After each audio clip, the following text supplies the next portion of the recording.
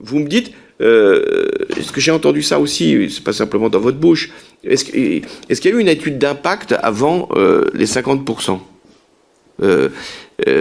Mais dans l'opposition, c'est déjà difficile de faire des études et au gouvernement, peut-être plus facilement, encore que, sans tomber dans la polémique, quand Emmanuel Macron, il en avait bien le droit, annonce la retraite à 65 ans, il a fait une étude d'impact.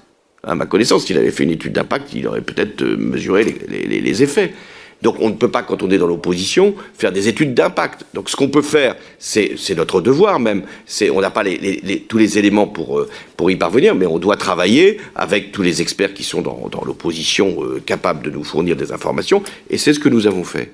Et donc j'ai retenu tout ce qui m'était dit avec l'objectif de fixer un objectif politique, car c'était un objectif politique. Ensuite, comment cet objectif politique se traduit dans la réalité, c'était ça la conséquence, eh bien ça se traduit dans la réalité en espérant faire monter les renouvelables, en espérant que la consommation électrique allait augmenter pour permettre que nous puissions faire baisser la part du nucléaire et de faire en sorte aussi que nous puissions faire de la sobriété énergétique. Voilà ce que nous avions fixé comme objectif et je m'y suis tenu. Est-ce que j'ai reporté sur mon successeur?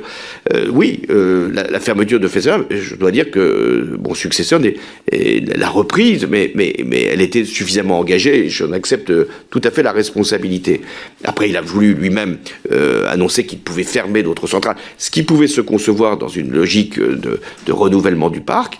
Aujourd'hui, dans un contexte différent, avec la guerre en Ukraine, il a été décidé de lancer un programme, et je pense que c'est juste, un programme de construction de centrales de PR2 dans une série, ce que je crois être là aussi préférable, et qui vont se substituer progressivement à des centrales qui, certaines seront maintenues et d'autres seront supprimées. Voilà ce que je peux vous dire sur ce sujet-là. C'était pas une étude d'impact, j'étais candidat à la présidence de la République, venait d'arriver la catastrophe de Fukushima.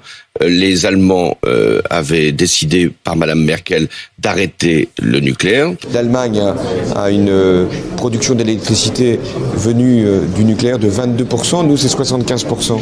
Donc on ne peut pas se mettre dans la même échelle de temps.